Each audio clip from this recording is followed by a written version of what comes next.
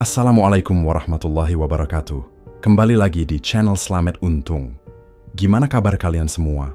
Semoga kalian dalam keadaan sehat dan sukses selalu ya.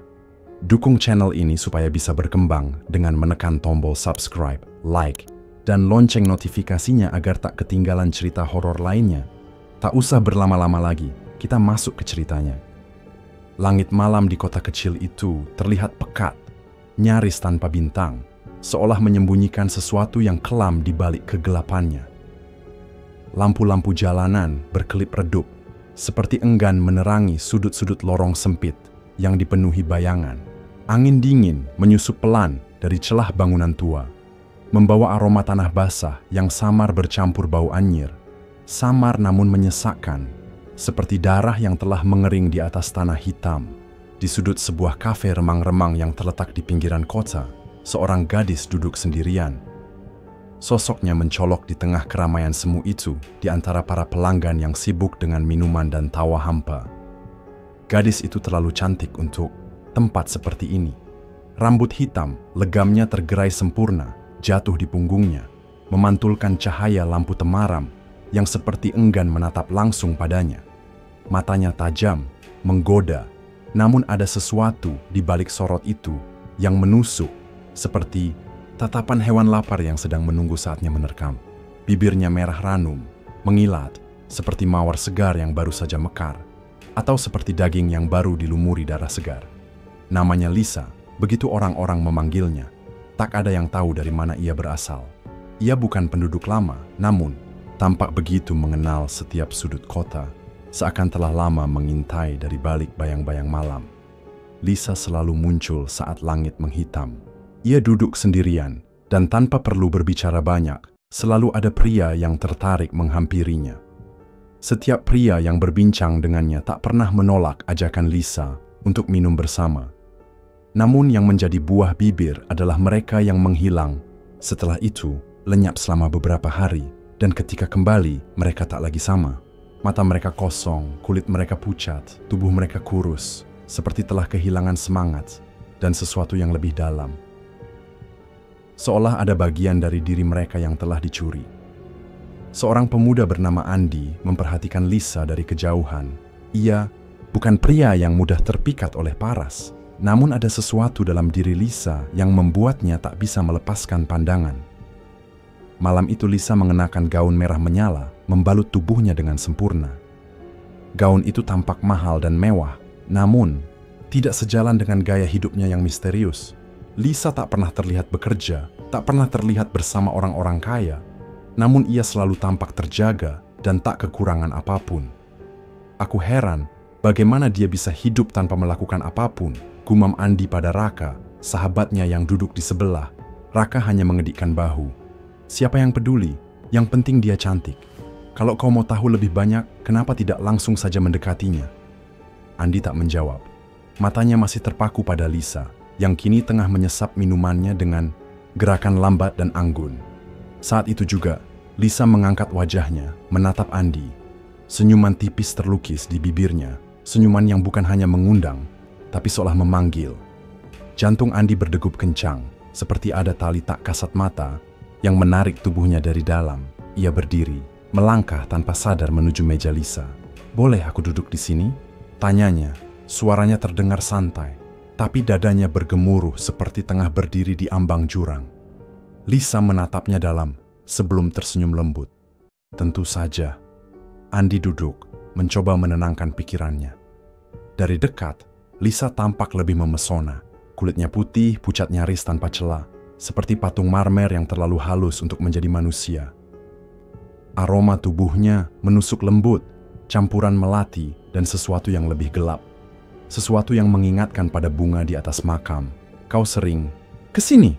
tanya Andi, mencoba membuka percakapan. Lisa hanya tersenyum. "Aku suka suasananya, sunyi, tapi tetap hidup."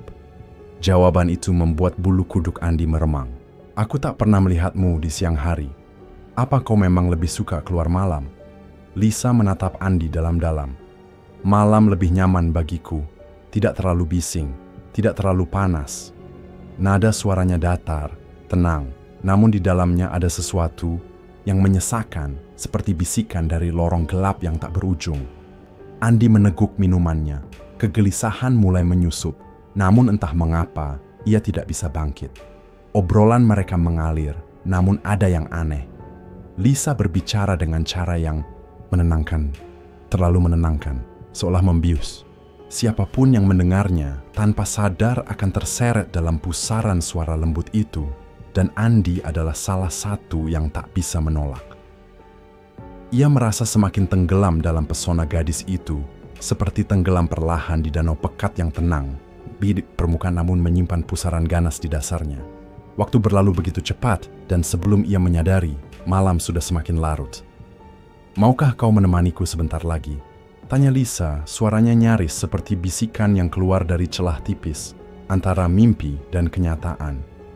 Andi ragu sejenak, tapi ada dorongan aneh dalam dirinya yang tak bisa dijelaskan, yang membuat kepalanya mengangguk pelan.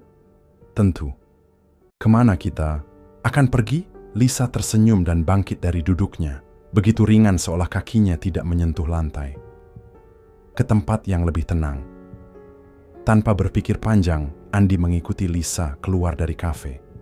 Mereka berjalan menyusuri jalanan sepi menuju sudut kota yang jarang dilewati orang saat malam menggulung segalanya dalam diam. Semakin jauh mereka berjalan, semakin gelap suasana di sekitar mereka. Lampu-lampu jalan satu persatu menghilang, seperti ditelan sesuatu yang tak kasat mata, menyisakan hanya bayangan panjang yang mengintai dan bergerak perlahan di sepanjang lorong. Ketika mereka tiba di sebuah rumah tua yang tampak tak berpenghuni, dindingnya dipenuhi lumut dan jendelanya berdebu, Lisa berhenti. Ia menoleh pada Andi dengan tatapan yang berbeda dari sebelumnya, tatapan yang dalam dan penuh rahasia. "Kau percaya keajaiban?" bisiknya lirih, hampir tak terdengar. Andi menelan ludah. Ada sesuatu di udara yang berubah, dingin, lembab, dan berat. Seolah dunia mulai memalingkan wajahnya dari tempat mereka berdiri. "Maksudmu?" tanyanya pelan. Lisa melangkah lebih dekat, sangat dekat, hingga Andi bisa merasakan aroma tubuhnya yang kini lebih tajam, lebih menusuk, seperti wangi melati yang bercampur bau logam. Keajaiban yang bisa membuat seseorang tetap muda selamanya. Sekejap udara di sekeliling mereka mencengkeram kulit Andi seperti kabut musim dingin. Bulu kuduknya berdiri, tetapi ia tak bisa berpaling. Matanya terkunci pada Lisa yang kini tersenyum, bukan lagi senyum manis yang pernah ia lihat, tapi sesuatu yang mengandung sesuatu yang gelap, mengancam, dan nyaris tidak manusiawi. Saat itulah semuanya mulai berubah. Lisa meraih tangannya dengan lembut.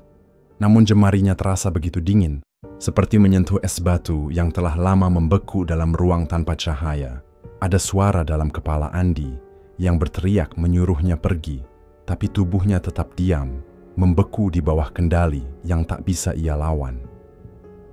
"Masuklah," bisik Lisa, mendorong pintu kayu tua yang mengeluarkan suara berderit panjang, seolah menjerit karena disentuh setelah sekian lama dilupakan. Rumah itu gelap, hanya diterangi oleh beberapa lilin kecil yang nyalanya berkelap-kelip di sudut ruangan, menari pelan seperti sedang bersenandung dengan kematian. Aroma aneh memenuhi udara, wangi bunga-bunga busuk yang bercampur sesuatu yang menyengat, seperti daging basi yang disembunyikan terlalu lama. Rak-rak kayu berjejer di dinding, penuh dengan botol kaca berisi cairan tak dikenal, merah, coklat, pekat, hitam seperti tinta tua. Di tengah ruangan, sebuah meja panjang menampung benda-benda yang tampak seperti perlengkapan ritual dengan simbol-simbol asing yang tergurat samar di permukaannya. Lisa menutup pintu perlahan, suara kuncinya beradu seperti ketukan terakhir dari sebuah lonceng kematian. Lalu ia berbalik menghadap Andi, senyumnya penuh misteri. "Aku ingin menunjukkan sesuatu padamu," katanya. Kali ini suaranya lebih dalam, lebih berat, seperti gema dari lorong bawah tanah. Andi merasa kakinya mulai lemas. Pikirannya dipenuhi pertanyaan. Siapa sebenarnya Lisa dan apa yang sedang terjadi? Lisa melangkah ke rak, mengambil sebuah botol kaca kecil dan mengangkatnya ke hadapan Andi. Cairan di dalamnya merah gelap, kental, seperti darah yang sudah lama diteteskan dan dikumpulkan. Andi mengernyit, Perutnya terasa mual. "Apa itu?" tanyanya. Suaranya bergetar. Lisa hanya tersenyum, senyuman yang terasa seperti ironi kematian. "Kau akan tahu nanti." Ia meletakkan botol itu kembali, dan saat itu Andi benar-benar ingin pergi. Setiap bagian dalam dirinya berteriak untuk kabur. Namun tubuhnya terasa berat, seperti tertanam di lantai rumah itu. Ada daya tarik yang menahannya, kekuatan yang tidak tampak namun mencengkeram setiap sendinya. "Duduklah," kata Lisa, sambil menunjuk sebuah kursi tua di tengah ruangan. Andi menurut tanpa sadar, seperti boneka yang tali-talinya telah diambil alih. Matanya mulai berat, pandangannya mengabur. Suara-suara di sekitarnya terdengar semakin jauh, seperti terendam dalam air. Kepala Andi terasa pusing, dan dunia berputar perlahan. Lisa berjalan mendekat, senyumnya melebar, begitu lebar hingga tak wajar, dan di detik terakhir sebelum semuanya berubah menjadi hitam, Andi sempat melihat sesuatu. Pantulan Lisa di kaca lemari di sudut ruangan mengungkap sesuatu yang seharusnya tidak terlihat. Wajahnya bukan lagi wajah gadis muda yang memesona. Itu adalah wajah seorang wanita tua, dengan kulit keriput yang menggantung seperti lembaran, kain usang dan mata yang berkilat merah, menyala seperti bara api di tengah malam kelam. Andi ingin menjerit, tetapi semuanya sudah terlambat. Kegelapan menelannya seperti lautan pekat tanpa dasar. Saat ia terbangun, tubuhnya terasa ringan, bukan ringan seperti habis tidur nyenyak, melainkan seperti ada bagian dari dirinya yang hilang diambil paksa. Lisa berdiri di samping ranjang, menatapnya dengan senyum yang bukan lagi mengundang, tapi penuh kemenangan dan kebusukan. "Sudah selesai," bisiknya. Suaranya bagai bisikan angin di pemakaman yang ditinggalkan. Andi mencoba berbicara, namun hanya suara serak yang keluar, seperti suara seseorang yang tenggorokannya penuh debu. Ia merasa ada yang aneh dalam tubuhnya, dan saat tangannya terangkat ke wajah, matanya melebar. Kulitnya lebih pucat, lebih tipis, lebih tua. Lisa tertawa pelan, suara itu terdengar seperti retakan kaca. "Jangan khawatir, itu hanya efek samping. Kecil," katanya, seolah sedang membicarakan sakit kepala ringan. Andi berusaha bangkit, tetapi tubuhnya menolak. Lisa mendekat, membelai pipinya dengan jemari dingin yang nyaris membeku.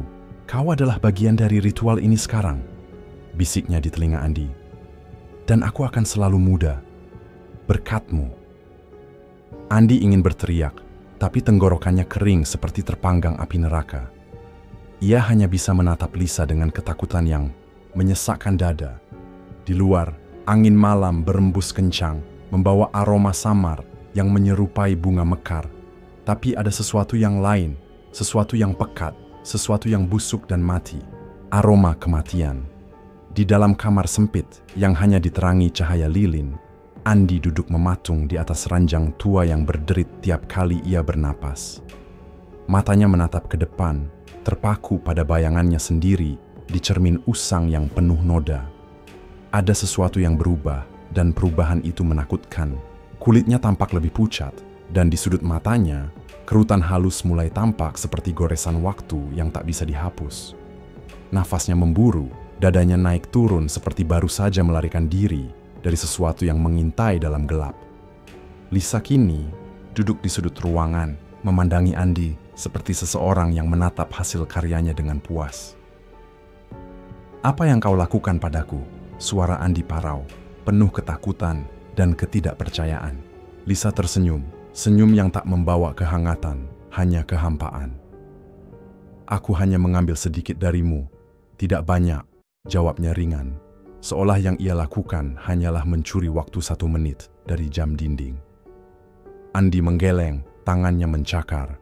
Wajahnya sendiri berharap ini hanya mimpi buruk yang bisa diusir dengan rasa sakit. Tapi tidak. Semakin lama ia menatap cermin, semakin jelas bahwa ini nyata. Sesuatu telah diambil darinya. Bukan uang, bukan tubuh, tapi sesuatu yang lebih dalam, lebih penting, kehidupannya. "Kau mencuri hidupku," bisiknya, nyaris tak terdengar. Lisa berdiri, melangkah mendekat. Langkahnya ringan seperti bayangan yang sedap layangsa. "Bukan mencuri," katanya dengan nada tenang, menatap Andi dengan mata gelap yang tak lagi manusia. Aku hanya mengambil apa yang kubutuhkan, dan kau memberikannya dengan sukarela. Andi ingin marah, ingin menyerang, ingin merobek wajah palsu Lisa yang menyembunyikan kebusukan di balik kecantikannya. Tapi tubuhnya terlalu lemah, energi dalam dirinya terkuras, seperti darah dari luka terbuka. Lisa membungkuk, tangannya kembali, membelai wajah Andi dengan kelembutan palsu. Jemarinya dingin seperti batu nisan. "Tenang saja," bisiknya. "Efek ini hanya sementara. Kalau kau beruntung, kau bisa kembali seperti semula." Mata Andi terpejam, napasnya berat, pikirannya kabur. Yesi harus pergi. Yesi harus melarikan diri sebelum semuanya benar-benar terlambat. Tapi saat ia mencoba berdiri, tubuhnya kembali limbung, seperti boneka usang yang tak lagi memiliki tali. Lisa tertawa kecil, suara yang tak seharusnya keluar dari tubuh manusia, lalu berbalik meninggalkannya dalam keheningan yang menelan seluruh ruangan. Di luar, bulan menggantung penuh, menyinari malam yang kini menjadi awal dari mimpi buruk yang panjang. Beberapa jam berlalu, atau mungkin lebih, Andi tak tahu pasti. Ia masih terduduk di tempat yang sama, pikirannya berkelindan dalam kabut ketakutan dan putus asa. Ia harus pergi. Ia harus keluar dari rumah ini sebelum semuanya terlambat. Ia mengumpulkan sisa tenaga yang tersisa, mencoba memaksa tubuhnya bergerak, walau setiap sendi terasa seperti batu. Dari celah pintu, ia melihat bayangan Lisa berjalan keluar ruangan. Gaunnya melambai pelan seperti dikibaskan angin yang tak ada. Ia mendengar suara langkahnya menjauh, suara sepatu yang menggesek lantai kayu dengan nada mengerikan. Ini kesempatannya. Dengan susah payah, Andi bangkit dan tangannya meraih gagang pintu yang dingin seperti logam kuburan. Jantungnya berdebar kencang, nyaris melompat keluar dari dada. Tangannya gemetar saat menggenggam gagang pintu, memutarnya perlahan dalam sunyi yang tebal. Namun sebelum pintu itu sempat terbuka sepenuhnya, suara dari belakang membekukan darahnya. "Kau mau pergi kemana?" Suara itu bukan teriakan, bukan bentakan, hanya bisikan tenang, namun cukup untuk menghentikan waktu. Andi berbalik perlahan. Lisa berdiri di sana, wajahnya masih secantik sebelumnya. Tapi kini ada sesuatu yang mengerikan di balik tatapan itu. Matanya bersinar samar dalam kegelapan, bukan pantulan cahaya, tapi seperti cahaya itu berasal dari dalam dirinya. Aku harus pulang." Suara Andi terdengar rapuh, meskipun ia mencoba terdengar tenang. Lisa tersenyum tipis, senyum yang lebih dingin dari udara malam. "Kau bisa pergi, tapi belum sekarang." Ia melangkah maju, langkahnya tanpa suara, seperti bayangan yang menyusup dalam tidur. "Tubuhmu belum pulih. Jika kau pergi sekarang, mungkin kau tidak akan selamat." Andi menelan ludah, tenggorokannya kering. "Apa maksudmu?" tanyanya dengan napas terputus-putus. Lisa tidak menjawab, hanya memandanginya lama. Tatapan itu kosong, namun penuh niat. Akhirnya ia menghela napas pelan dan berkata, "Tidurlah, istirahat dulu. Besok aku akan mengizinkanmu pergi." Suaranya terdengar terlalu lembut, terlalu halus untuk dipercaya. Andi tahu ia tidak bisa mempercayainya, tapi ia juga sadar ia tidak punya pilihan lain. Perlahan, ia mundur, kembali ke ranjang yang dingin dan usang, lalu berbaring, tapi matanya tetap terbuka. Ia menatap langit-langit yang dipenuhi bayangan menari dari nyala lilin. Napasnya berat. Kepalanya penuh dengan pikiran. Ia harus menemukan jalan keluar. Ia tidak bisa tinggal di sini lebih lama lagi. Dari luar kamar, suara Lisa terdengar samar. Ia sedang berbicara dengan seseorang. Andi mencoba menyimak, menahan napas, tapi hanya potongan kalimat yang bisa ia tangkap. "Sudah hampir siap, tinggal beberapa hari lagi." Kalimat itu mengiris tenangnya. Ketakutan dalam dirinya tumbuh liar, seperti akar hitam yang membelit dada. Apa maksudnya? Siapa yang dimaksud? Apa yang direncanakan Lisa? Malam terus merangkak, tapi Andi tak bisa memejamkan mata. Tubuhnya makin lemah, dan di balik kelopak mata yang berat, ia mulai merasakan sesuatu yang asing. Seperti ada yang menggerogoti dirinya dari dalam. Mengambil.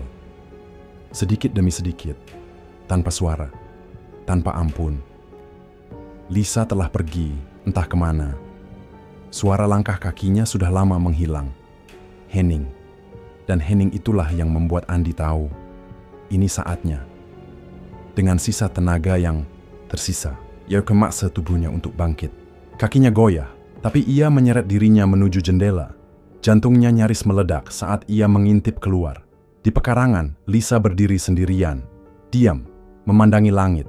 Cahaya bulan menyorot wajahnya, masih seindah Dewi, tapi kini dipenuhi sesuatu yang kelam, mengerikan. Perlahan, ia mengangkat tangannya dan mulai bergumam.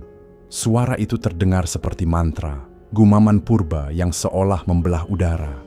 Andi mundur cepat. Ia harus keluar sekarang juga. Dengan hati-hati, ia membuka jendela. Udara dingin, malam menyapu wajahnya seperti tamparan pertama kebebasan. Tak ada siapa-siapa, kecuali Lisa yang masih berdiri di tengah pekarangan, menatap langit. Ia tidak tahu berapa lama waktu yang dimilikinya. Ia tidak tahu apakah Lisa tahu. Tapi ia tidak peduli. Dengan perlahan ia memanjat keluar. Tanpa suara, tanpa ragu. Kakinya menyentuh tanah. Ia berlari. Nafasnya tercekat. Jantungnya berdetak liar seperti genderang perang. Ia tak menoleh ke belakang. Tak berani. Hanya satu tujuan di pikirannya. Keluar. Namun baru beberapa meter ia berlari. Suara itu datang, menghantam udara malam seperti cambuk dari bayangan. Mau kemana, Andi? Suara itu menggetarkan udara, membuat malam berhenti bernapas. Langkahnya terhenti, bulu kuduknya berdiri. Itu suara Lisa, tapi bukan suara yang ia kenal. Suara itu dingin, dalam, menyeret ketakutan dari kedalaman bawah sadar. Perlahan, ia menoleh. Lisa masih di tempatnya, tapi wajahnya telah berubah. Matanya bersinar merah seperti bara di kegelapan. Senyumnya melebar, tidak manusiawi. Kau tidak bisa pergi, Andi. Suara Lisa menyusup ke udara malam, seperti racun manis. Nadanya dingin namun mematikan. Ia berjalan perlahan, langkahnya tak bersuara seperti bayangan. Kau milikku sekarang. Andi mundur, tapi tubuhnya seakan memberontak. Kakinya bergetar hebat, ototnya lemah dan kehilangan daya. Sebelum ia sempat berbalik atau melarikan diri, lututnya menyerah. Tubuhnya ambruk ke tanah dengan suara lembut yang tak sepadan dengan rasa panik yang menggerogotinya. Lisa berjongkok. Di hadapannya tatapannya menusuk seperti belati yang menguliti jiwa. Lihatlah dirimu, tenagamu hampir habis. Sebentar lagi, kau akan menjadi bagian dariku. Andi menggeleng, putus asa, berusaha tetap sadar saat kantuk berat menghantamnya seperti gelombang hitam. Tapi ini bukan kantuk biasa. Ini bukan lelah karena pelarian. Ini ulah Lisa, racun halus yang mencuri kesadaran. Sebelum kegelapan menelannya, sepenuhnya ia mendengar bisikan terakhir di telinganya, lembut tapi mengerikan. Selamat datang di duniamu yang baru. Ketika Andi membuka mata, ia tidak lagi berada di halaman rumah Lisa. Kini ia berada di sebuah ruangan gelap. Dindingnya dari batu yang lembab dan dingin. Udara pekat berbau tanah dan darah lama. Cahaya redup dari lilin-lilin yang tergantung di sekeliling memantulkan bayangan gemetar di dinding. Sekelompok orang berdiri melingkar mengelilinginya. Tubuh-tubuh mereka diam seperti patung. Wajah-wajah asing dengan kesamaan yang mengerikan. Mata mereka kosong, tak berjiwa, seolah jiwa mereka telah ditarik keluar dan ditinggalkan begitu saja. Lisa berdiri di tengah, mengenakan jubah hitam panjang yang menjuntai ke lantai. Rambutnya yang dulu tergerai indah kini terikat tinggi, menampakkan wajahnya yang terlalu sempurna, terlalu tak nyata. Tak ada senyum di bibirnya, hanya sorot, mata tajam yang menyayat. Kita sudah lama menunggumu, Andi, katanya.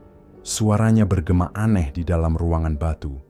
Andi mencoba bergerak, mencoba kabur, tapi tubuhnya membeku. Ia tak bisa mengangkat tangan, tak bisa menggerakkan kaki. Bahkan berbicara pun terasa mustahil. Lisa berjalan pelan ke arahnya, jemarinya menyentuh pipi Andi. Sentuhannya sedingin kematian. Kau akan menjadi bagian dari sesuatu yang lebih besar. Tak ada yang bisa melawan takdir ini. Andi ingin berteriak, ingin melawan, ingin melarikan diri dari tubuhnya sendiri. Tapi tubuh itu tak lagi mendengarkannya. Hanya matanya yang bisa bergerak, menyaksikan semuanya, menatap kengerian yang berdiri di depannya. Lisa mengangkat tangannya perlahan dan para pria dalam lingkaran mulai berbisik. Suara mereka lirih, tapi penuh irama, seperti doa. Namun, bukan doa dari agama manapun yang pernah dikenalnya. Ini bukan permohonan, ini pemujaan. Nyanyian kegelapan. Udara di sekeliling mereka menjadi berat, tebal dengan kekuatan yang tak terlihat, seolah sesuatu yang sangat tua sedang bangkit dari tidur panjangnya. Dari sudut ruangan yang terselubung bayangan, sesuatu muncul. Sebuah sosok tinggi, kurus, kulitnya hitam terbakar seperti arang. Matanya menyala merah seperti bara dalam tungku neraka. Setiap langkahnya meninggalkan jejak api di lantai batu. Andi ingin memalingkan pandangan, tapi tak bisa. Sosok itu makin dekat sampai akhirnya berdiri tepat di hadapannya. Sosok itu mengangkat wajahnya, sebuah wajah yang tak lagi milik manusia. "Iblis ini membutuhkanmu, Andi," bisik Lisa, suaranya nyaris lembut, seperti menyampaikan janji kasih. "Dia butuh kekuatan mudamu untuk aku." Sosok iblis itu mengangkat tangan panjangnya, telapaknya menghitam, dan dari situ keluar kabut pekat, hitam, menggulung seperti asap terbakar. Kabut itu menyelimuti tubuh Andi, masuk ke dalam kulitnya, ke dalam dadanya. Seketika tubuhnya melemas, tak ada lagi tenaga, tak ada lagi kekuatan untuk melawan. Matanya mulai berkunang, dan ia bisa merasakan hidupnya perlahan-lahan ditarik keluar, diremukkan dalam keheningan yang penuh nyeri. Lisa tersenyum, senyum puas. Ini adalah takdir yang sudah ditentukan. Andi ingin menjerit, ingin memberontak, tapi kesadarannya mulai kabur. Dunia di sekelilingnya memudar, tapi ia tahu, ini bukan akhir. Ini bukan sekadar ritual, ini adalah awal. Awal dari sesuatu yang jauh lebih gelap.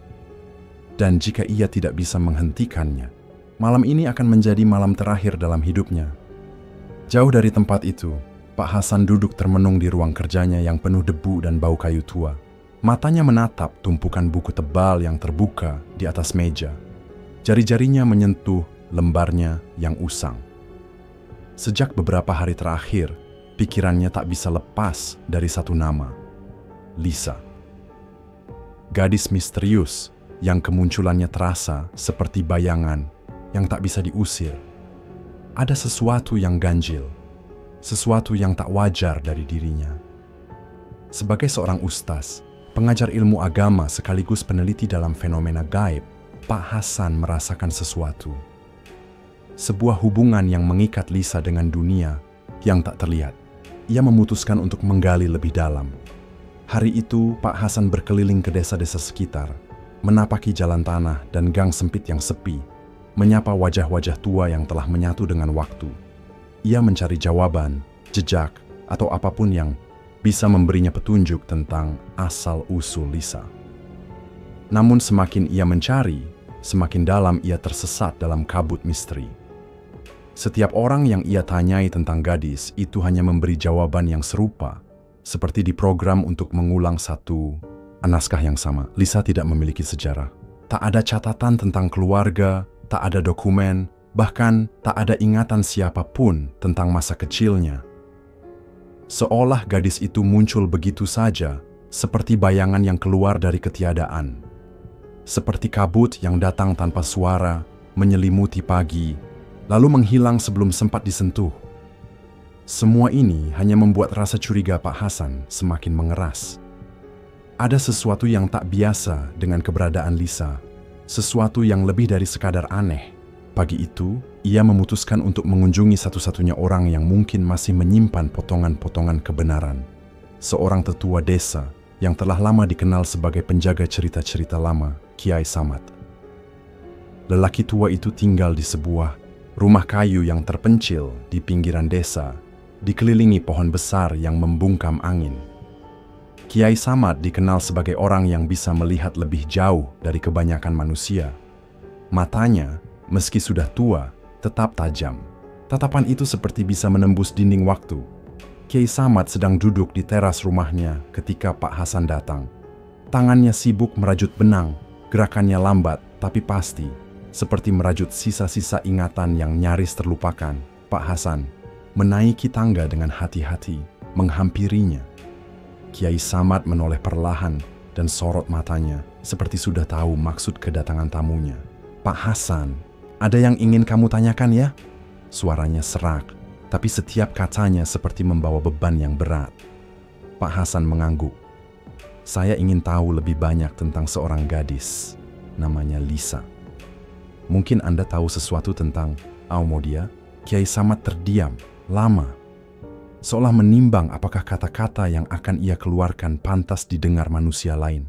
Akhirnya, ia berkata, "Lisa, nama itu tidak asing. Meskipun di desa ini tidak ada yang benar-benar tahu siapa dia. Tapi, ada cerita lama, mungkin bisa memberi petunjuk." Pak Hasan mencondongkan tubuh, sorot matanya penuh tanya. "Cerita tentang siapa?" Kiai Samad menghela napas panjang, seperti menyedot udara dari zaman lain. "Nyai Lingsih, seorang perempuan yang hilang ratusan tahun lalu." Jantung Pak Hasan berdegup. "Nyai Lingsih, apa hubungan Lisa dengan sosok yang hanya ada dalam cerita-cerita rakyat? Apa hubungannya dengan Lisa?" Tanyanya cepat. Kiai Samad menatap lurus ke depan, suaranya lebih pelan seolah takut didengar oleh sesuatu yang tak terlihat. "Nyai Lingsih adalah wanita cantik, terlalu cantik. Ia berasal dari keluarga terpandang di desa ini. Tapi kecantikannya bukanlah anugerah, itu kutukan. Ia melakukan perjanjian dengan makhluk gaib untuk mendapatkan kecantikan abadi. Sebagai imbalan, ia harus menyerahkan sesuatu. Sesuatu yang bukan berasal dari dunia manusia." Pak Hasan mendengarkan dengan dada yang mulai sesak. Cerita itu terdengar seperti dongeng, tapi sesuatu dalam nadanya membuat semuanya terasa nyata. Setelah perjanjian itu, hidup Nyai Lingsih berubah. Wajahnya tak menua, tetap muda dan memukau. Tapi orang-orang yang dekat dengannya mulai merasakan keanehan. Mereka merasa lelah, tubuh mereka lemas, seakan sesuatu menyedot energi mereka secara perlahan. Beberapa bahkan menua dalam hitungan hari setelah bertemu dengannya. Seperti kehidupan, mereka dicuri dan diberikan pada Nyai Lingsih. Kiai Samad terdiam sejenak. Matanya tampak kosong, namun suaranya tetap mengalir. Suatu malam, Nyai Lingsih menghilang, begitu saja, tak ada jejak. Tapi cerita tentangnya tidak pernah benar-benar hilang. Ia menjadi legendas yang berbisik di telinga orang-orang tua. Dan sekarang, nama Lisa mengusik kembali kenangan itu. Pak Hasan menggenggam lututnya erat. Hawa dingin merambat dari lantai bambu ke punggungnya. Semua yang dikatakan Kiai Samad terasa terlalu mirip, terlalu tepat. Lisa yang cantik, tak menua, tak mestigalkan kelelahan dan ketakutan bagi siapapun yang mendekat. Apa yang dilakukan oleh Nyai Lingsih mungkin juga dilakukan oleh Lisa.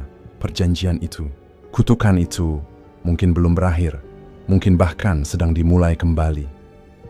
Pak Hasan menatap kosong ke halaman rumah Kiai Samad yang diselimuti kabut tipis. Ia sadar, jika ini benar, maka yang sedang dihadapinya bukan hanya seorang gadis misterius.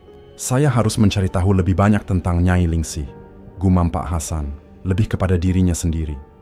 Pertanyaan menggantung di udara, berat dan tajam. Apa yang bisa saya lakukan untuk mengetahui lebih jauh tentangnya? Kiai Samad tersenyum tipis, senyum yang bukan sekadar ungkapan ramah, melainkan seperti tanda bahwa ia tahu apa yang akan datang. Cari petunjuk di tempat-tempat lama, tempat yang sudah terlupakan. Di sana mungkin kamu akan menemukan apa yang selama ini tersembunyi. Tapi ingat, apa yang kamu temui bisa jadi lebih berbahaya daripada yang kamu bayangkan.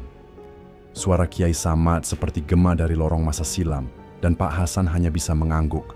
Ia berterima kasih atas petunjuk yang begitu berharga, namun mengandung ancaman yang tak tersurat. Ia tahu bahwa perjalanannya tidak akan mudah, tapi sesuatu dalam dirinya, entah keyakinan atau takdir, mendorongnya untuk terus maju. Ada rahasia gelap yang membalut sosok Lisa, dan ia semakin yakin bahwa ini bukan hanya tentang seorang gadis, tetapi tentang sebuah perjanjian.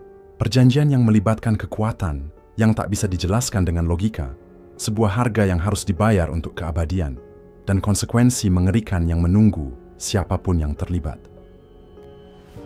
Malam itu, Pak Hasan pulang ke rumahnya dengan hati yang penuh kecemasan. Kata-kata Kiai Samad terus menggema di kepalanya, seperti mantra yang menolak untuk dilupakan. Ia tahu, apapun yang sedang ia telusuri bukan sekadar kisah misteri. Ini adalah perjalanan yang bisa saja mengubah seluruh hidupnya, atau mengakhirinya. Tapi ia sudah terlalu jauh untuk mundur. Ia merasa bertanggung jawab sebagai ustaz, sebagai penjaga moral dan iman, untuk tidak membiarkan kekuatan gelap ini terus memangsa umatnya dalam diam. Pagi pun datang, kelabu dan dingin seperti enggan menyambut hari. Pak Hasan bersiap. Ia pergi menuju tempat-tempat yang disebut oleh Kiai Samad. Lokasi-lokasi tua, terlupakan, di mana waktu seperti berhenti. Ia berjalan melewati jalur-jalur sempit yang ditelan oleh akar dan lumut, menembus hutan-hutan tua yang bisu, dan memasuki rumah-rumah kayu yang hampir roboh, ditelan usia dan debu. Di sepanjang pencariannya, ia menemukan hal-hal yang tak biasa.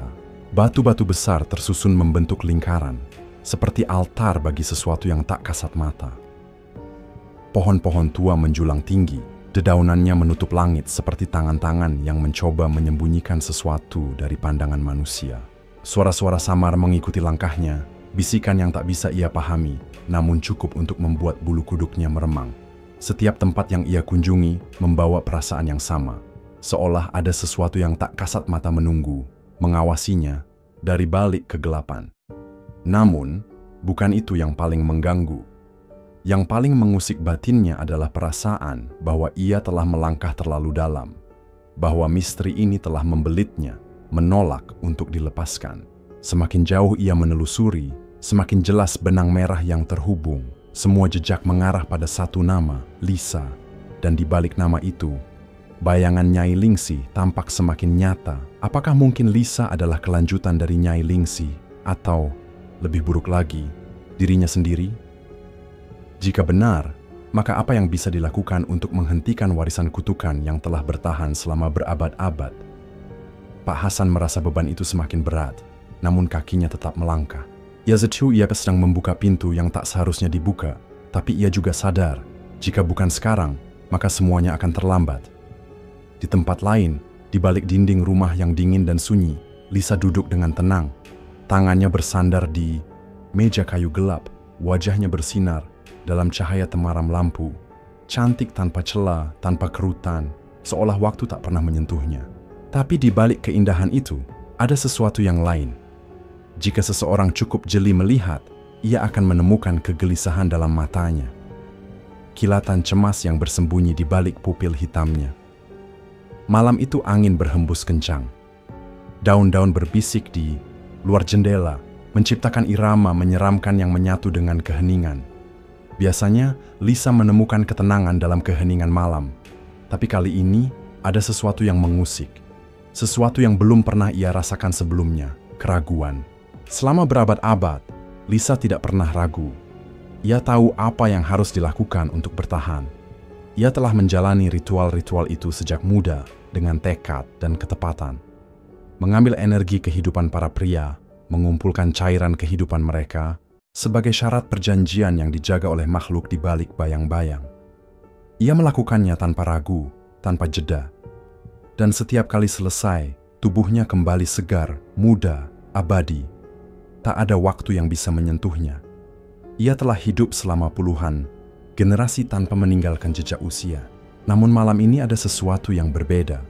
Lisa merasakan kekosongan yang menakutkan, seperti ada kekuatan tak terlihat yang mengikis dari dalam dirinya. Perlahan, diam-diam, tapi pasti. Ia bangkit dari kursinya dengan gerakan lambat, matanya tertuju pada cermin besar yang tergantung di dinding. Wajah yang memantul di sana masih terlihat sempurna, tanpa noda, tanpa keriput, cantik seperti Dewi dari cerita lama. Tapi Lisa tahu, di balik kemolekan itu, ada kegelisahan yang tak bisa ia sembunyikan. Tangannya bergerak perlahan menyentuh lehernya, mencoba merasakan denyut kehidupan yang biasanya kuat dan stabil. Kini, denyut itu tak beraturan.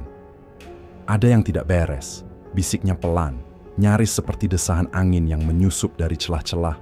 Rumahnya yang sunyi, dengan langkah ragu, ia berjalan menuju lemari kayu tua di sudut ruangan. lemari itu menyimpan bagian dirinya yang lain, bagian yang tak pernah dilihat oleh dunia.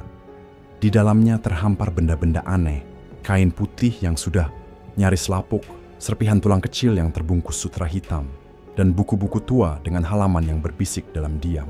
Setiap benda memiliki makna, setiap simbol adalah kunci dalam ritual yang telah menjaga Lisa tetap berada di dunia ini, muda, kuat, dan tak tersentuh waktu. Tapi waktu, bagaimanapun, adalah musuh sejati yang tak pernah benar-benar bisa dikalahkan. Lisa mulai merasakan bahwa perjanjian yang ia buat dulu kini mulai menuntut lebih banyak. Kutukan ini tidak seperti dulu. Dulu, ritual itu terasa seperti kekuatan. Kini, lebih seperti beban. Lisa harus terus melakukannya, terus mengambil energi kehidupan dari para pria. Ia harus terus mengekstrak esensi mereka, harus mengumpulkan air kehidupan mereka sebelum bulan berganti. Jika ia berhenti, jika ia gagal, maka tubuh aslinya yang telah lama membusuk akan kembali menuntut tempatnya. Dan saat itu tiba, Lisa akan menjadi apa yang seharusnya ia alami. Seorang nenek renta, tulangnya keropos, kulitnya keriput, dagingnya dipenuhi aroma tanah dan kematian. Sudah hampir 100 tahun berlalu sejak perjanjian itu dibuat. Ia bertemu dengan makhluk yang menyebut dirinya iblis pembisik. Makhluk itu tidak memiliki bentuk tetap, hanya suara, bisikan yang merayap masuk ke dalam mimpi. Suara yang menjanjikan keabadian, kecantikan, kekuatan, sebagai ganti satu hal. Setiap tetes energi kehidupan dari pria yang ia dekati akan menjadi bahan bakar untuk jiwanya. Selama ratusan tahun, Lisa melakukannya tanpa ragu. Ia menjadi ahli, ia menjadi legenda. Tapi kini, semuanya terasa berubah. Tangannya meraih buku tua di bagian bawah lemari. Sampulnya kusam, tetapi malam ini, untuk pertama kalinya, ia memancarkan cahaya redup, seperti napas terakhir lilin yang hampir padam. Judulnya Perjanjian Abadi, ditulis dengan tinta yang tampaknya terbuat dari darah tua yang telah mengering. Lisa membuka buku itu dengan perlahan. Setiap halaman menghembuskan aroma debu dan sihir. Tulisan tangan di dalamnya tampak bergetar samar, seolah hidup dan sadar sedang dibaca kembali. Simbol-simbol kuno bertebaran di setiap sudut halaman, dan mantra-mantra dalam bahasa yang telah lama punah mengalir seperti racun yang manis. Lisa menyusuri kata demi kata, mantra demi mantra, semuanya terasa familiar. Namun kemudian matanya menangkap sesuatu. Sebuah kalimat yang tidak pernah ia lihat sebelumnya. Sebuah kalimat yang tidak mungkin baru muncul, namun jelas tidak pernah ada di sana saat terakhir kali ia membuka buku itu. Jika darahmu mengering, hidupmu akan berakhir. Lisa menahan napas. Dunia seolah berguncang di sekelilingnya. Jantungnya berdetak cepat, tapi ada sesuatu yang mengganjal, seperti aliran kehidupan dalam dirinya mulai tersendat. Kalimat itu bukan peringatan. Itu adalah ultimatum. Sebuah ancaman yang datang terlambat. Ia menutup buku itu dengan tangan gemetar. Suara lipatan halaman terdengar seperti bisikan kematian. Dengan suara nyaris tak terdengar, ia berbisik pada dirinya sendiri. Apa yang harus kulakukan? Tak ada jawaban. Hanya deru angin dari luar yang semakin kencang, seolah ikut menyuarakan keresahan yang menyesakkan dadanya. Di luar sana, kehidupan tampak berjalan seperti biasa. Para pria yang telah disentuh oleh Lisa, yang energinya telah ia ambil dalam keheningan dan rayuan, masih melanjutkan hidup mereka. Mereka tidak tahu bahwa setiap tetes sperma yang mereka berikan adalah bagian dari ritual kelam, bagian dari kontrak jahat yang mengikat hidup Lisa pada dunia ini. Mereka tidak tahu bahwa tubuh mereka telah digunakan sebagai wadah untuk memperpanjang umur seseorang yang seharusnya sudah lama terkubur di bawah tanah, dilupakan oleh waktu. Mereka hanyalah pion, dikendalikan oleh hasrat, dituntun oleh pesona yang mematikan, tanpa pernah menyadari bahwa mereka sedang menyerahkan jiwa mereka. Tapi sekarang, Lisa tidak lagi merasa tenang. Sesuatu mengawasinya. Sesuatu yang tak terlihat, tapi nyata. Kegelapan yang selama ini ia kuasai kini, tampaknya mulai menatap balik ke arahnya. Ia bisa merasakannya. Gerakan samar di balik bayang-bayang, bisikan yang tidak ia ciptakan sendiri. Ada kekuatan lain, lebih tua, lebih besar, yang bergerak perlahan tapi pasti. keluar dari persembunyian dan mendekatinya. Lisa tahu ritual yang selama ini ia lakukan tidak bisa bertahan selamanya. Ada sesuatu yang telah berubah. Batas antara dunia manusia dan dunia gaib mulai kabur, dan ia harus menemukan cara untuk mengembalikan keseimbangan sebelum semuanya hancur atau sebelum ia sendiri menjadi korbannya. Dengan langkah mantap, Lisa keluar dari kamarnya. Wajahnya datar, tapi dalam hatinya kegelisahan menggumpal seperti kabut tebal. Ia tahu apa yang harus dilakukan, tapi ia juga tahu waktu yang ia miliki hampir habis. Dengan dada penuh keraguan dan kepala yang berat oleh rencana-rencana yang belum matang, Lisa mulai menyusun langkah. Ia bisa merasakan detak waktu yang menipis. Setiap detik membawa kehancuran lebih dekat. Dan di tempat lain, diam-diam, sebuah perlawanan mulai terbentuk. Pak Hasan, dengan langkah yang penuh kehati-hatian, mulai menghubungi para pemuda yang pernah bersinggungan dengan Lisa. Ia menyadarkan mereka bahwa mereka telah menjadi korban dari sesuatu yang jauh lebih menyeramkan daripada sekadar godaan.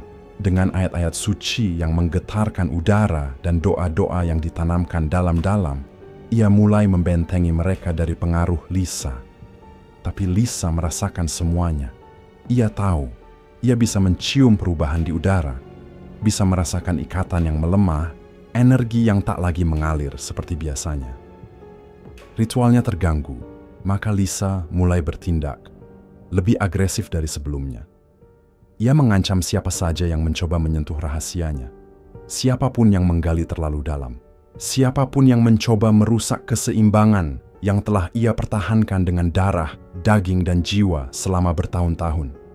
Pak Hasan duduk dalam keheningan masjid, matanya terpejam, wajahnya memancarkan kelelahan. Tapi bukan kelelahan tubuh, ini kelelahan jiwa. Ia mengingat semua yang telah ia pelajari, setiap petunjuk yang membawanya ke titik ini. Ia tahu bahwa yang sedang ia hadapi bukan sekadar gangguan jin atau sihir murahan. Ini adalah ujian besar, jauh lebih besar dari apa pun yang pernah ia bayangkan. Ini adalah benturan antara cahaya dan kegelapan, antara kemurnian dan keserakahan abadi. Lisa bukan sekadar gadis yang tersesat dalam dunia gaib. Ia adalah wadah dari sesuatu yang jauh lebih tua, sesuatu yang tidak boleh dibiarkan hidup. Sebagai ustaz yang telah mengabdikan hidupnya untuk ilmu agama, Pak Hasan merasa tanggung jawab itu kini ada di pundaknya. Ia tidak bisa mundur, ia tidak bisa menutup mata. Tapi ia juga tahu doa-doa biasa tidak cukup. Ini lebih dari sekadar bacaan, ini adalah perang spiritual. Kegelapan yang menyelimuti Lisa bukan sekadar bayang, melainkan entitas yang menyatu dalam darah dan tulangnya. Dalam beberapa hari terakhir, Pak Hasan mulai melacak jejak para pemuda yang pernah bersentuhan dengan Lisa.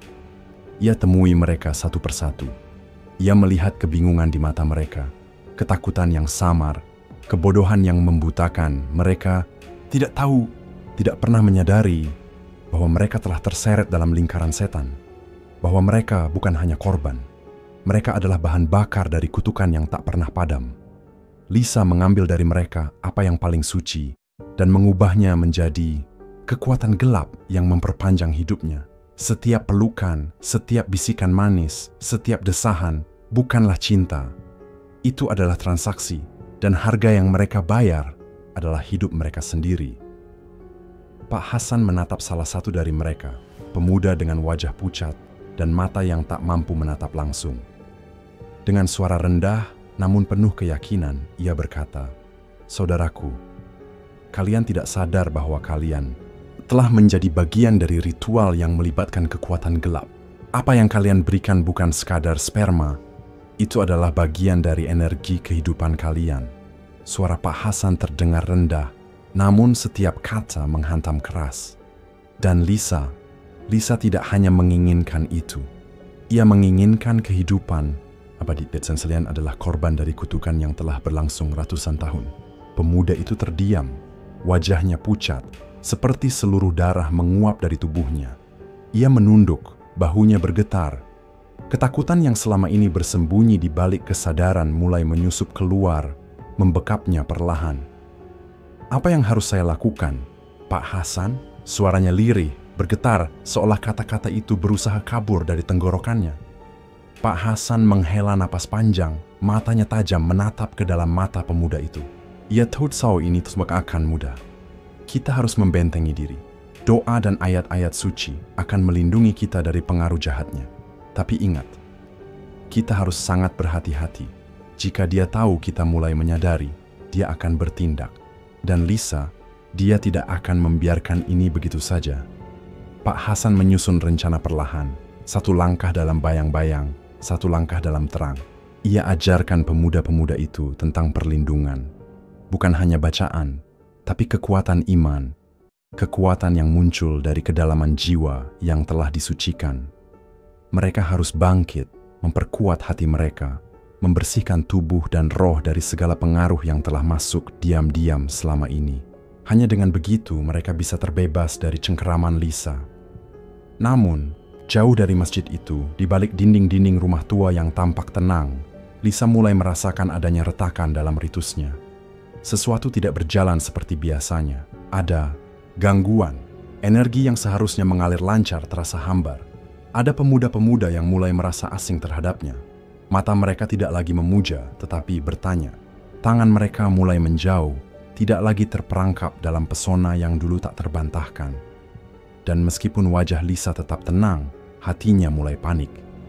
Jika ritual ini gagal, jika ia kehilangan kendali, maka ia akan kehilangan segalanya. Keabadian, kecantikan, kekuatan yang membuatnya bebas dari kematian dan waktu. Dengan tatapan tajam, Lisa menyisir setiap sudut rumahnya. Setiap benda yang berkaitan dengan ritual diperiksa. Cermin, lilin, botol berisi cairan hitam pekat, kain-kain yang telah dipenuhi mantra, semuanya tampak lengkap. Tapi ada sesuatu yang hilang, bukan benda, tapi rasa. Sesuatu yang tak bisa disentuh dengan tangan, namun sangat nyata bagi jiwanya. Ia berdiri di tengah ruang ritual, lalu memejamkan mata. Perasaan itu datang perlahan, menjalar seperti kabut, dingin di tulang belakang. Ada kekosongan. Ada sesuatu yang telah direnggut dari dalam dirinya. Ketika malam jatuh dan kegelapan menutupi langit seperti kain kafan, Lisa berdiri di depan cermin besar di ruang kerjanya. Ia memandang wajahnya, masih muda, masih sempurna. Tapi Tisha mau, itu hanya kulit. Di balik permukaan yang memesona, keretakan mulai muncul, tidak terlihat oleh mata manusia biasa. Tapi bagi Lisa, ia bisa merasakannya dengan sangat jelas. Waktu semakin dekat, dan waktunya tidak lagi bersahabat. Di luar sana, tanpa sepengetahuannya, Pak Hasan telah memulai perlawanan. Diam-diam, perlahan, namun pasti. Ia mempersiapkan pemuda-pemuda itu, menyadarkan mereka bahwa mereka tidak sendiri. Mereka kini memiliki pelindung. Seseorang yang akan memimpin. Mereka keluar dari jeratan gelap yang selama ini membelit. Dan Lisa, gadis yang selama ini dianggap tak tersentuh, yang disangka tak terkalahkan, kini mulai merasakan adanya kekuatan lain. Kekuatan yang tidak bisa ia rayu, tidak bisa ia bujuk dengan senyum atau tubuhnya. Kekuatan yang lahir dari iman, dari doa yang tulus, dari cahaya yang tidak bisa dipadamkan oleh malam. Perlawanan baru saja dimulai, dan siapa yang akan menang, hanya waktu yang bisa menjawab. Tapi malam itu, udara terasa lebih berat dari biasanya. Angin yang berhembus seolah membawa bisikan-bisikan dari dunia yang tak terlihat. Di rumah Lisa, suasana berubah. Biasanya tenang, kini mencekam. Lisa berdiri lagi di depan cermin. Matanya menelusuri bayangan dirinya, mencari retakan, mencari jawaban. Wajah cantiknya belum berubah, tapi di dalam dirinya, sesuatu bergerak. Tubuhnya mulai merasakan kelelahan yang tidak pernah ia alami sebelumnya. Sejak pertemuan Pak Hasan dengan para pemuda yang telah menjadi korban, Lisa merasakan perubahan yang begitu besar. Bukan hanya dalam tubuh mereka yang mulai memancarkan cahaya ketenangan yang asing baginya, tetapi juga dalam dirinya sendiri. Doa-doa yang dibacakan oleh Pak Hasan bagaikan kabut suci yang perlahan menyelimuti para pemuda, membentengi mereka dari pengaruh kegelapan yang selama ini merasuki mereka. Dan ketika mereka mulai mengusir pengaruh itu, Lisa mulai kehilangan pijakan. Ia tahu, jika ia tidak bertindak cepat, Semua yang telah ia perjuangkan selama berabad-abad akan musnah, hilang ditelan cahaya yang tak bisa lagi ia padamkan. Namun, Lisa bukanlah makhluk yang akan menyerah hanya karena cahaya mulai mengusik kegelapan tempatnya bersemayam. Ia tahu betul, hanya dengan satu ritual terakhir, ritual pengorbanan yang tak bisa dibatalkan, ia bisa mempertahankan keabadiannya. Tapi harga yang harus dibayar tak lagi hanya milik para pemuda. Pengorbanan itu kini harus menelan dirinya juga. Mereka, para lelaki yang telah ia kuasai, yang darah dan cairan tubuhnya telah ia serap untuk memperpanjang kehidupan, adalah bagian dari dirinya yang abadi. Setiap tetes dari mereka adalah pondasi dari keindahan yang tak lekang oleh waktu. Pak Hasan, yang selama ini dengan sabar menuntun mereka keluar dari kegelapan, kini merasa bahwa waktunya telah tiba. Tidak ada lagi ruang untuk menunggu. Setiap langkah yang ia ambil, setiap bisikan doa yang keluar dari bibirnya, semakin mendekatkannya pada puncak dari pertarungan yang telah ditakdirkan. Ia tahu Lisa bukanlah manusia, bukan lagi makhluk yang mengenal kehidupan biasa. Ia adalah sesuatu yang telah menolak takdirnya, memelintir waktu untuk terus hidup dalam tubuh yang seharusnya telah lama membusuk. Dan Pak Hasan tak bisa membiarkan dunia terus dihantui oleh kutukan yang menjelma dalam wujud seorang wanita abadi. Malam itu, dalam sunyi yang tak bersahabat, Pak Hasan memimpin para pemuda ke sebuah tempat tersembunyi, jauh dari jangkauan Lisa. Mereka duduk dalam lingkaran, dikelilingi oleh cahaya redup dari lilin-lilin yang dipenuhi ayat-ayat pelindung. Tak ada suara, hanya gemuruh dalam dada. Mereka tahu malam ini mereka tidak hanya melawan Lisa, mereka melawan keputusasaan, dosa masa lalu, dan bayangan diri mereka sendiri. Dan hanya dengan iman yang teguh mereka bisa mengakhiri ini. Sementara itu, di rumahnya yang dulu megah dan kini mulai kehilangan kilau, Lisa merasakan sesuatu yang tak pernah ia alami selama ratusan tahun. Tubuhnya terasa rapuh. Energi yang selama ini mengalir dari para pemuda kini seperti ditarik kembali. Seolah kehidupan yang telah ia curi selama ini menolak untuk menetap lebih lama dalam dirinya. Tubuh yang selama ini seharusnya sudah menjadi kerangka kini terasa berat, dingin, melemah. Langkah-langkahnya lambat, seakan tanah pun menolak menopang makhluk seperti dirinya. Cermin yang biasanya memantulkan pesona abadi kini mulai menampilkan retakan-retakan halus pada wajahnya. Kulit yang dulu halus kini terlihat pucat, hampir transparan. Ia tahu, waktunya hampir habis. Jika ritual itu gagal malam ini, jika ia tidak berhasil memperbaharui kekuatannya, maka ia akan kembali menjadi nenek tua. Bukan hanya tua, tapi mati. Tubuhnya akan membusuk, dikembalikan pada keadaan aslinya, sebagai mayat yang telah terlalu lama menipu waktu. Namun sebelum ia bisa menyelesaikan persiapan, Lisa mendengar langkah kaki. Suara itu tidak asing, langkah yang dulu lemah kini tegap. Langkah-langkah yang datang dengan keyakinan, bukan ketundukan. Lisa tahu, mereka datang. Pak Hasan dan para pemuda itu. Mereka tidak lagi menjadi korban, mereka adalah lawan. Lisa merasakan ketakutan merayap dalam dirinya untuk pertama kalinya setelah sekian lama. Bukan rasa takut akan kematian, tapi takut kehilangan segalanya, kekuatan, kecantikan, keabadian. Dalam pikirannya, bayangan tentang malam pertama ia melakukan perjanjian dengan makhluk itu muncul dengan jelas. Suara iblis itu dingin dan meyakinkan, masih terdengar di telinganya. Ia diberi pilihan dan ia memilih kehidupan kekal. Tapi sekarang, semua itu terancam. Jika malam ini ia gagal, tidak ada yang bisa menyelamatkannya. Dengan tangan gemetar, Lisa berjalan menuju altar. Ia membuka pintu besar dari kayu hitam yang selama ini menjadi pelindung antara dirinya dan dunia luar. Di baliknya, ruang ritual menyambutnya dengan keheningan yang mencekam.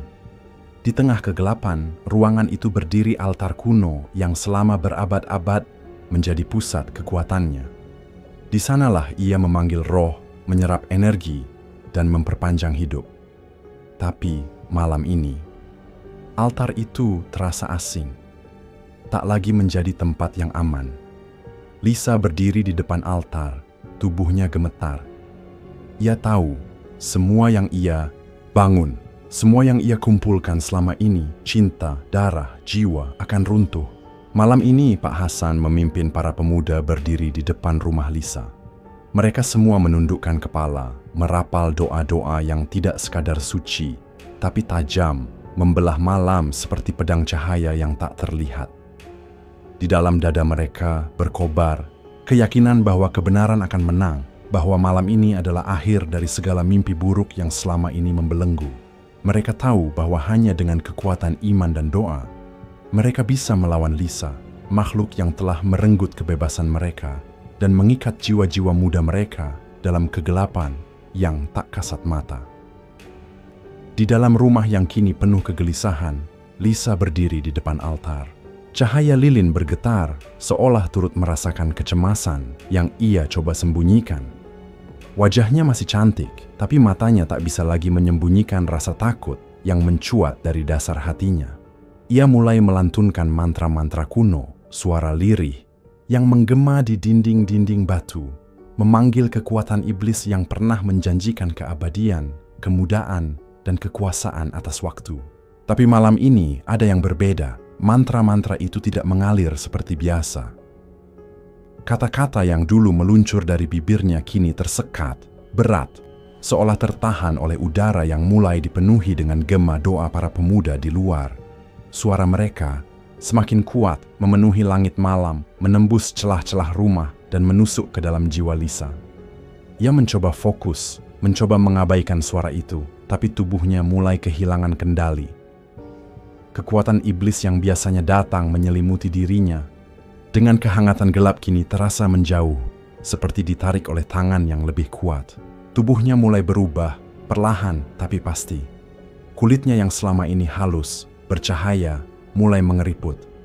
Rambutnya yang panjang dan hitam berkilau memutih dalam hitungan detik.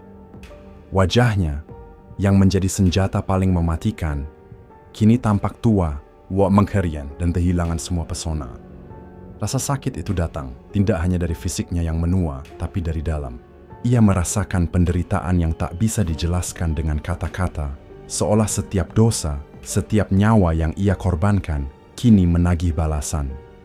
Pak Hasan melangkah maju, membawa doa terakhir yang akan menjadi tombak terakhir ke jantung kegelapan. Dengan suara yang tenang dan penuh kekuatan, ia melantunkan ayat terakhir, dan pada saat itu, kekuatan jahat yang membungkus Lisa mulai tercerai-berai, terlepas dari tubuhnya seperti kabut hitam yang tertiup cahaya. Lisa terjatuh. Tubuhnya yang rapuh tak mampu lagi menahan kejatuhan kekuasaan yang selama ini ia banggakan. Semua yang ia perjuangkan selama ini, kecantikan, kekuasaan, keabadian, lenyap begitu saja, meninggalkan tubuh yang kini hanya menjadi bayang-bayang dari apa yang seharusnya telah lama mati. Pak Hasan menatapnya, tidak dengan kebencian, tapi dengan belas kasih yang menyakitkan. Di dadanya ada lega, namun juga kepedihan. Ini adalah kemenangan yang mereka tunggu selama ini. Kemenangan yang datang dari perjuangan panjang, penuh luka, penuh pengorbanan. Di balik pintu rumah Lisa, suasana berubah. Kegelapan yang selama ini melingkupi rumah itu memudar, seperti kabut yang tersapu cahaya pagi. Tidak ada lagi bisikan halus di sudut ruangan. Tidak ada lagi kekuatan yang membuat kulit merinding hanya karena berada di dekatnya. Yang tersisa hanya keheningan, sunyi yang mencekam, sunyi yang menandakan sesuatu yang telah usai, atau mungkin baru dimulai. Lisa jatuh terkulai, tubuhnya membentur lantai dingin dengan suara lemah yang menggema di antara dinding batu. Ia tidak lagi bergerak. Pak Hasan berdiri di ambang pintu, memandang tubuh yang dulu menjadi pusat daya pikat itu. Para pemuda di belakangnya kini berdiri tegak, bukan lagi sebagai korban, tetapi sebagai manusia yang telah merdeka. Namun, tak bisa dipungkiri, ada keterkejutan yang dalam melihat kenyataan di depan mata. Lisa, si gadis cantik yang pernah memikat mereka, menaklukkan mereka tanpa sentuhan, kini berubah menjadi sosok yang begitu rapuh, renta, dan menyedihkan. Pak Hasan perlahan mendekat, wajahnya teduh, namun penuh kewaspadaan. Ia tahu ini belum selesai. Lisa mungkin telah tumbang, tapi kekuatan yang membangkitkannya, kekuatan yang selama ini bersemayam dalam tubuh fana itu, belum sepenuhnya lenyap. Jika tidak dihancurkan sampai ke akar, maka kegelapan itu bisa kembali, Pak Hasan melangkah masuk ke dalam ruangan dengan langkah pelan dan penuh kewaspadaan, menjaga agar tidak menyentuh tubuh Lisa yang tergeletak tak berdaya. Ia menelusuri ruangan yang gelap dan pekat, di mana udara terasa berat dan dipenuhi sisa-sisa kekuatan yang belum sepenuhnya padam. Setiap benda yang ia lihat, lilin yang masih menyala redup, simbol-simbol tua yang terpampang di dinding, cawan batu yang dipenuhi bekas cairan kental berwarna gelap. Semuanya bukan sekadar hiasan. Itu adalah saksi bisu dari puluhan, mungkin ratusan ritual yang telah dilakukan Lisa selama berabad-abad. Setiap simbol membawa makna, setiap benda adalah bagian dari kontrak kuno yang mengikat jiwa Lisa pada kegelapan yang memberinya kekuatan dan keabadian. Untuk menghancurkan akar dari semua ini, Pak Hasan harus memahami semuanya, menyentuh kegelapan itu dengan doa dan iman yang tak tergoyahkan. Di belakangnya, para pemuda berdiri dalam diam, tubuh mereka gemetar oleh campuran rasa lega dan ketakutan. Mereka telah terbebas, namun bekas luka di jiwa mereka masih berdarah. Beberapa dari mereka menangis, bukan hanya karena kelegaan, tapi karena ingatan akan masa lalu yang kini menghantam begitu keras. Mereka teringat akan semua malam yang mereka jalani dalam kabut ilusi, saat tubuh dan jiwa mereka dijadikan alat untuk memberi makan sesuatu yang tak mereka pahami. Mereka adalah korban dari pesugihan yang tidak mereka sadari, dan kini setelah semuanya terungkap, yang tersisa hanyalah kehampaan, pertanyaan-pertanyaan tanpa jawaban. Mengapa mereka bisa begitu mudah tertipu oleh janji-janji palsu tentang kebahagiaan dan cinta? Pak Hasan menoleh ke arah mereka, tatapannya hangat namun tegas. Ia memahami beban yang mereka tanggung, luka yang tidak akan sembuh hanya dengan satu malam doa. Tapi di balik semua itu, ada harapan, ada kesempatan untuk memperbaiki diri, untuk keluar dari bayang-bayang kelam yang pernah mengikat mereka. Tidak ada yang perlu disesali, ucap Pak Hasan dengan suara rendah namun penuh kekuatan. Kalian telah dibebaskan. Yang penting adalah apa yang kalian lakukan sekarang. Bertobat dan mulai hidup dengan cara yang benar. Para pemuda saling berpandangan, mencari kekuatan dalam sorot mata satu sama lain. Mereka tahu bahwa perjalanan mereka masih panjang, bahwa dosa-dosa yang pernah mereka jalani tidak akan hilang begitu saja. Tapi kini mereka memiliki satu hal yang sebelumnya tak pernah mereka miliki, pilihan. Mereka bisa memilih untuk memperbaiki segalanya, memilih jalan yang lebih terang, jauh dari kegelapan yang pernah menguasai tubuh dan pikiran mereka. Namun, di tengah harapan yang mulai tumbuh, tubuh Lisa mulai bergerak. Pelan, nyaris, tak terdengar, tapi terasa. Tubuhnya yang seharusnya tak lagi bernyawa mulai bergetar. Ada sesuatu yang bangkit dari dalam dirinya, sesuatu yang tidak berasal dari dunia ini. Meski kekuatannya telah hilang, masih ada sisa-sisa energi jahat yang tertanam dalam tubuhnya, dan sisa itu kini mencoba bertahan, mencoba bangkit. Pak Hasan merasakan ketegangan yang menusuk. Ia tahu bahwa Lisa belum sepenuhnya musnah. Tanpa ragu, ia mengeluarkan kitab suci dari balik jubahnya. Kitab yang selama ini menjadi senjatanya dalam melawan kekuatan-kekuatan yang tak kasat mata. Di dalamnya terkandung doa-doa yang telah ia hafalkan seumur hidupnya. Doa-doa yang telah menuntunnya melewati lorong-lorong gelap dunia gaib. Ia mulai membaca perlahan namun mantap. Suaranya memenuhi udara, menggema di seluruh ruangan, mengusir hawa dingin yang mulai kembali menyelimuti. Setiap ayat yang keluar dari mulutnya adalah cahaya yang menembus kegelapan, menantang kekuatan iblis yang mencoba bertahan di dalam tubuh Lisa. Para pemuda menyaksikan semuanya dengan mata terbuka dan hati bergetar. Mereka tahu, ini adalah akhir dari perjalanan panjang mereka. Saat Pak Hasan terus melafalkan doa, mereka merasakan sesuatu yang berubah di sekeliling mereka. Udara yang sebelumnya berat kini terasa lebih ringan. Suara-suara bisikan yang dulu memenuhi kepala mereka perlahan menghilang. Kekuatan gelap itu surut, tertarik entah kemana, menjauh dari dunia manusia. Lisa yang sebelumnya tampak tak terkalahkan, kini terbaring lemah. Tubuhnya mengeras, keriput yang makin dalam menggurat wajahnya. Tak ada lagi kemudaan, tak ada lagi daya tarik yang mampu menipu jiwa. Kekuatan yang ia curi dari para pemuda kini lenyap, dan bersama hilangnya kekuatan itu, jatuhlah ia ke dalam ketakutan yang paling murni. Untuk pertama kalinya dalam berabad-abad, Lisa merasakan ketakutan sejati. Ia tidak bisa melawan lagi. Kekuatan iblis yang selama ini ia sembah mulai menghilang, meninggalkan dirinya dalam kepungan rasa sakit dan kehampaan. Tubuhnya menggigil, bukan karena dingin, melainkan karena kebenaran yang akhirnya menelannya. Hidup-hidup, tidak ada lagi daya, tidak ada lagi keabadian. Hanya sisa tubuh rapuh yang merintih dalam keputusasaan.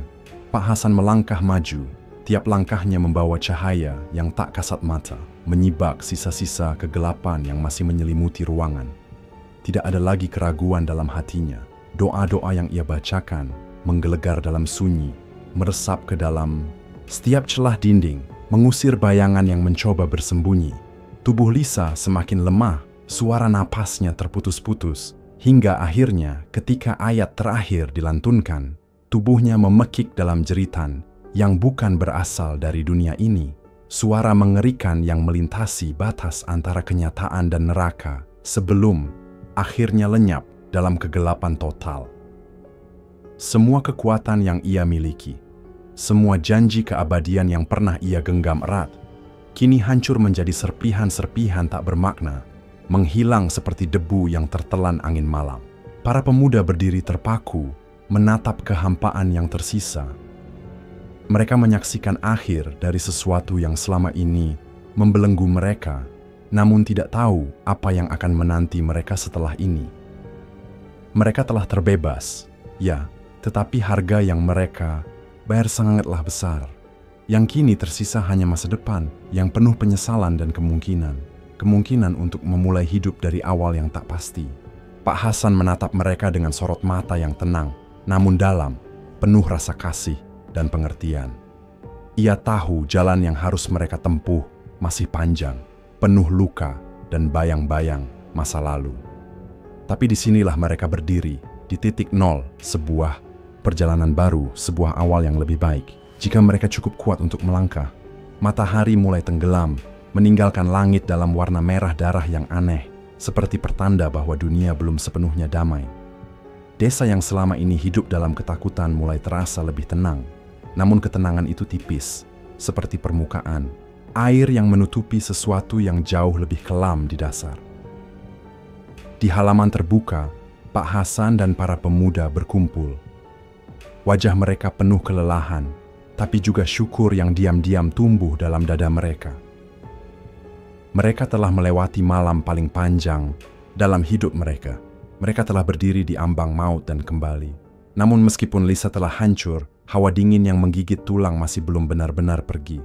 Ada sesuatu yang menggantung di udara, sebuah ketegangan yang halus namun menusuk, seperti mata yang mengintai dari balik kegelapan. Pak Hasan tahu ini belum akhir. Lisa hanyalah perantara, sebuah wadah, bukan sumber dari semua kehancuran. Ia menatap langit yang mulai gelap dan mengamati sekeliling dengan sorot mata yang waspada. Tidak ada yang bisa memastikan bahwa kekuatan iblis yang selama ini memberi Lisa kekuatan akan pergi begitu saja. Kehancuran Lisa hanyalah permulaan dari perang yang lebih besar yang selama ini bersembunyi di balik tirai keheningan. Dan masih ada pertanyaan yang belum terjawab. Mengapa para pemuda itu, mereka yang dipilih oleh Lisa, begitu mudah terjerat? Apakah ada sesuatu dalam darah mereka, sebuah tanda, atau kutukan yang diwariskan tanpa mereka sadari? Tiba-tiba, suara gemuruh mengguncang tanah seperti dunia, mengerang dalam kesakitan. Angin bertiup liar, membawa debu dan daun-daun kering berputar ke langit yang mendadak berubah pekat. Di kejauhan, sebuah bayangan besar muncul di garis horizon, merayap cepat, mendekat seperti gelombang kegelapan yang tak terhindarkan. Pak Hasan berdiri tegak. Jantungnya berdetak kencang, namun wajahnya tetap tenang. Ia mengenali kehadiran itu. Sebuah energi yang sangat familiar, meskipun tidak pernah ia temui secara langsung. Energi itu memancar kebencian murni, kekuatan jahat yang menyatu dengan udara, menyusup ke dalam tulang dan menusuk jiwa. Para pemuda, Mundur perlahan, ngeri, merasa ketakutan yang belum sempat mereka kubur kembali mencuat ke permukaan. Mereka telah lepas dari Lisa, namun kini sesuatu yang jauh lebih kuat tengah memperlihatkan dirinya. Pak Hasan mengangkat tangan, memberi isyarat agar mereka tetap di tempat. Ia tahu bahwa dalam persatuan masih ada harapan, bahwa jika mereka runtuh sekarang, semua akan sia-sia. Bayangan itu semakin dekat, hingga akhirnya berubah wujud menjadi sosok manusia. Seorang pria tinggi besar, wajahnya seperti diukir dari batu gelap yang hidup. Ia mengenakan jubah hitam yang tampak seperti asap pekat yang tak pernah diam. Matanya merah menyala seperti bara dalam bara, menatap Pak Hasan dengan amarah yang bisa membakar bumi. "Apa yang sudah kau lakukan?" Suaranya menggelegar, berat dan penuh kebencian, mengguncang bumi di bawah kaki mereka. "Lisa adalah milikku. Dia telah melayani kami selama berabad-abad. Dan kau telah menghancurkannya." Pak Hasan tidak gentar, tatapannya tidak goyah. Ia sudah memperkirakan bahwa saat ini akan datang. Iblis yang selama ini mengendalikan Lisa tidak akan tinggal diam. Namun, ini bukan saat untuk mundur. Ini adalah saat di mana semua yang telah ia pelajari, semua yang telah ia siapkan selama bertahun-tahun akan diuji